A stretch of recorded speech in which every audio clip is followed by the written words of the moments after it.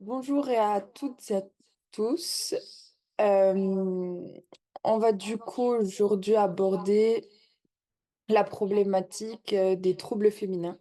Aborder les troubles féminins, tout ce qui concerne les troubles féminins, ce sont aussi bien la ménopause que la préménopause, que l'endométriose, le syndrome prémenstruel, le syndrome des ovaires polykystiques, les problématiques de fertilité également.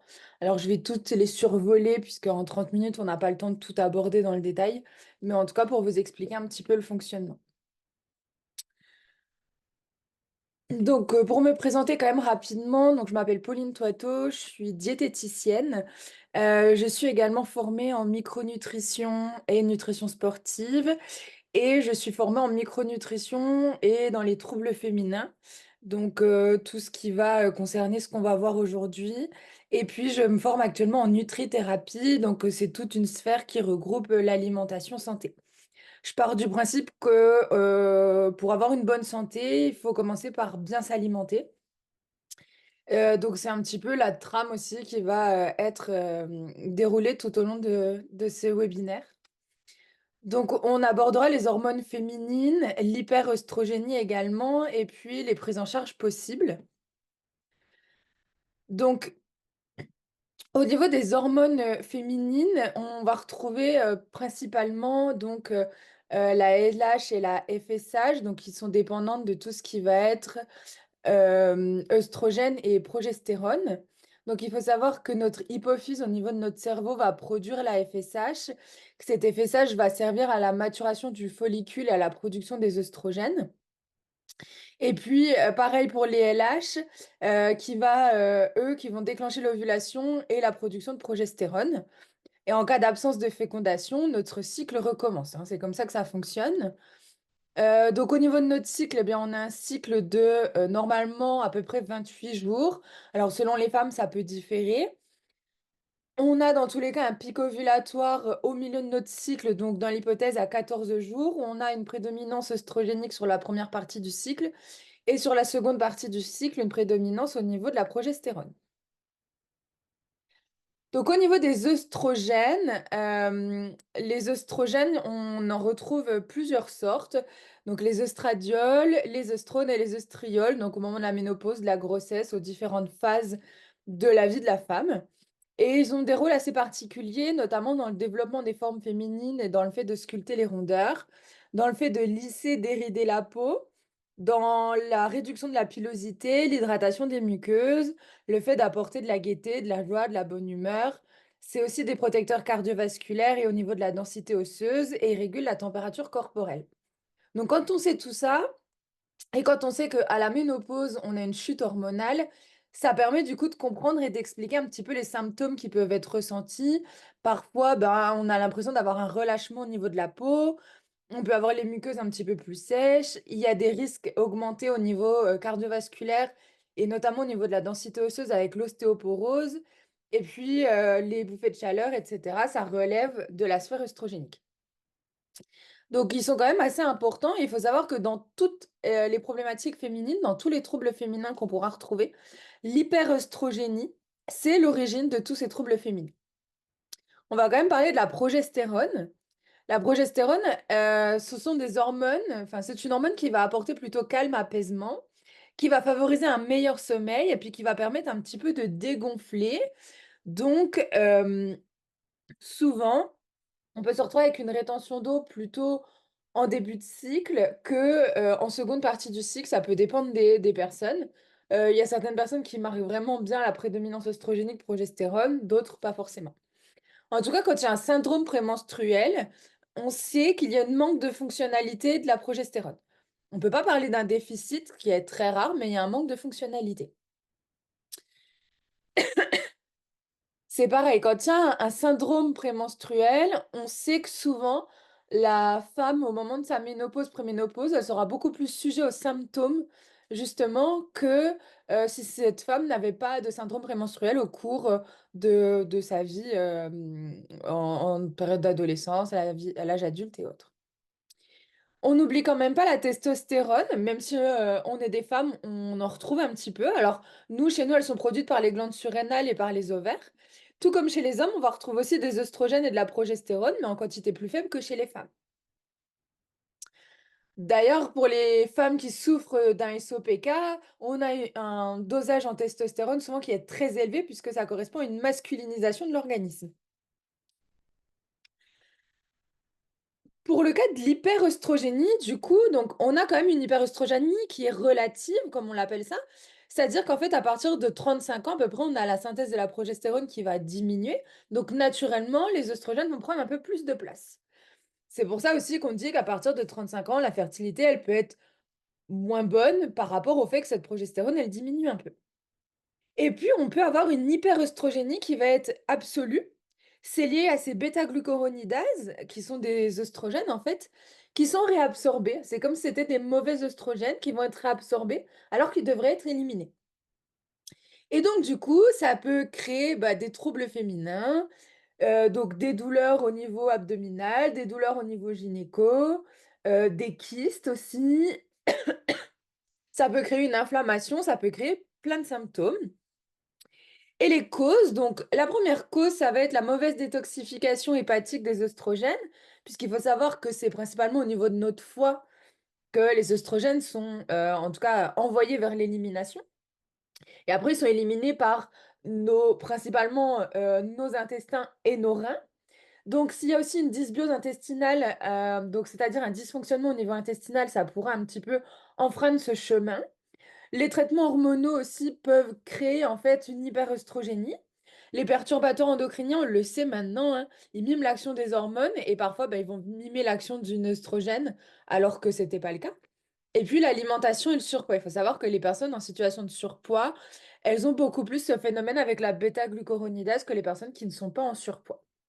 Donc dans tous les cas, il faut prendre en charge la personne dans sa globalité et ne pas regarder que la sphère hormonale, puisqu'il y aura des liens avec les autres sphères. Une augmentation du tissu graisseux va aussi augmenter la production des œstrogènes et induire du coup une hyperœstrogénie, c'est ce que je vous disais par rapport au surpoids. Donc l'hyperœstrogénie est la cause commune du syndrome prémenstruel, de l'endométriose et du syndrome des ovaires polykystiques. Et quelque part, ça pourra découler sur des problématiques au niveau de la ménopause et de la préménopause également. Donc, idéalement, on demande à limiter déjà la consommation de perturbateurs endocriniens, puisque, comme je vous disais, ils vont mimer, bloquer et perturber l'action des hormones. C'est-à-dire que, en fait, c'est un petit peu comme des imposteurs qui vont venir dans notre corps et qui vont jouer le rôle de cette hormone, alors que c'est pas cette hormone-là. Alors, les perturbateurs endocriniens, on en entend beaucoup parler depuis quand même un petit temps. On en retrouve donc beaucoup dans les cosmétiques, dans les plastiques, dans tout ce qui va être PVC. On en retrouve aussi dans les pesticides, dans les boîtes de conserve et dans tout ce qui va être boîte de conservation aussi en plastique, surtout si on les met au micro-ondes et qu'on les chauffe. Dans les contenants en aluminium, donc il y a la boîte de conserve comme je l'ai évoqué, mais il y a aussi tout ce qui va être capsules de café, les boîtes, des fois les petits ramequins où on retrouve, je sais pas, des crémeux des choses comme ça, souvent c'est en aluminium. Il y a aussi les petits moules pour faire les gâteaux au four qui peuvent être en aluminium, etc. Le revêtement des poêles. Enfin, voilà. Il n'y a pas de choses idéales, si ce n'est de faire attention déjà à en avoir le moins possible quand on achète des nouveaux meubles, quand on repeint une pièce, déjà bien aérée par exemple. Dans tout ce qui va être cosmétique, eh bien, pouvoir aussi avoir, souvent il y a le label qui a pas de perturbateurs endocriniens.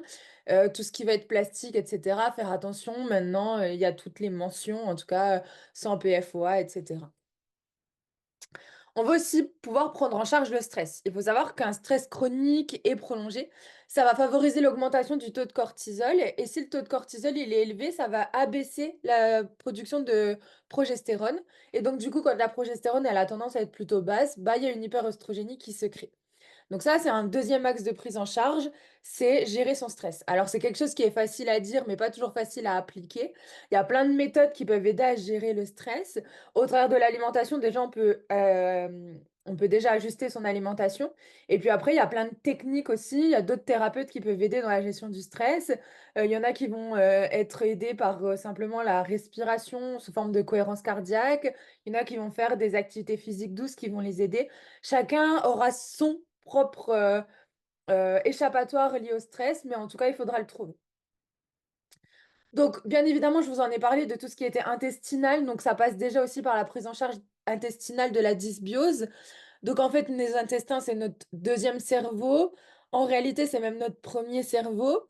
Un dérèglement intestinal, ça aura un impact sur de nombreuses sphères, dont la sphère hormonale. Ça aura un impact aussi sur tout ce qui va être immunitaire, allergique, psychologique, etc. Et notamment dans la prise en charge de l'inflammation. Donc déjà, comme on disait, si nos intestins ne sont pas en bonne santé, l'élimination va être difficile de nos oestrogènes qui vont devoir être éliminés. Mais en parallèle de ça, vu que c'est le siège inflammatoire, quand il y a des douleurs, notamment liées à l'endométriose et au syndrome prémenstruel, eh ben, ça va majorer ces douleurs. On va pouvoir aussi proposer une détoxification hépatique, c'est-à-dire que, comme je l'ai dit, notre foie, c'est la station d'épuration de notre corps. Alors, pour plein de raisons, dont notre mode de vie, notre alimentation, etc., il peut avoir tendance à être surchargé.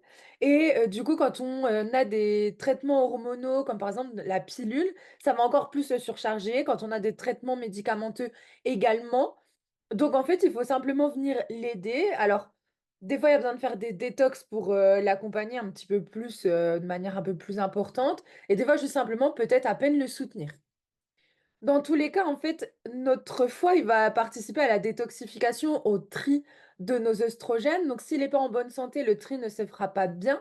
On retrouvera à nouveau des mauvais œstrogènes dans notre organisme et puis on part dans un cercle vicieux. Donc, faire attention à ça, faire attention aussi au fait qu'il y ait des moments de détox. Il faut savoir que, notre foie, on le détoxifie pas toute l'année, c'est, assez important. Quand on utilise les compléments alimentaires pour détoxifier le foie, il faut faire attention à la période à laquelle on le fait, avec quel complément est-ce qu'on va le faire et il faut souvent être accompagné quand même d'un professionnel. Et puis, donc comme je vous disais, la pilule apporte des hormones de synthèse qui vont venir un petit peu surcharger potentiellement le foie. Donc on sait que quand on a, quelqu'un sous pilule, il y aura plus souvent des détox à faire ou en tout cas un soutien hépatique à proposer un petit peu en systématique. Donc déjà, quand on a solutionné les 4 points qu'on vient de voir, ça va déjà beaucoup mieux sur les troubles féminins. Ensuite, au niveau alimentaire, on peut déjà faire aussi beaucoup, dans tout ce qui est douleur, donc je pense notamment à l'endométriose, au syndrome prémenstruel. On va pouvoir favoriser une alimentation qui va être dite anti-inflammatoire. Donc on va sélectionner certains aliments qu'on va mettre dans notre assiette pour limiter cet effet inflammatoire. On pourra potentiellement aussi proposer une supplémentation en micronutriments. Donc les micronutriments, ça peut être des vitamines, des minéraux, qui vont venir en fait accompagner notre organisme parce qu'il y a une carence ou au contraire il y a un excès. Donc du coup, il y a un déséquilibre et puis il y a ces symptômes qui viennent apparaître.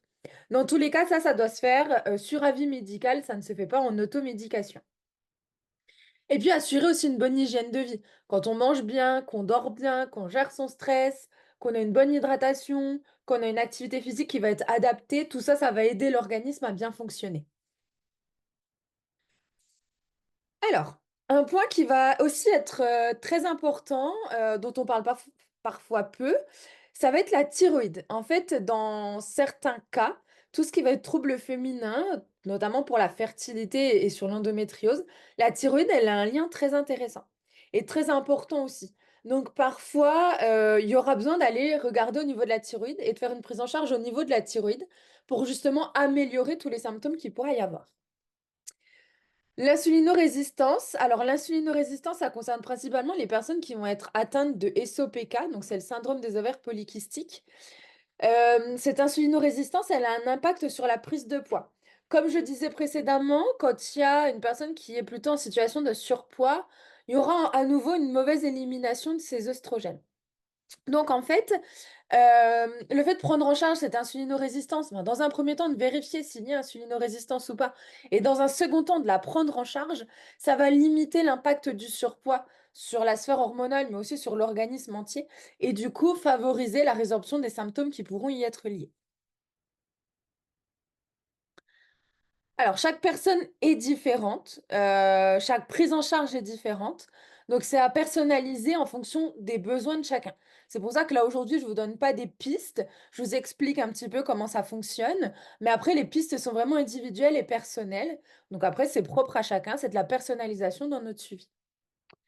Je vous remercie du coup pour votre, attention, votre écoute. Et puis je vous remets les informations, qui peuvent peut-être vous être utiles. Donc je consulte, à Besançon, donc c'est dans le Doubs et je propose aussi de la téléconsultation. Vous pouvez retrouver des informations sur mon site internet et vous pouvez aussi retrouver plein de posts, et d'actualités régulièrement sur les réseaux sociaux, sur Facebook et Instagram.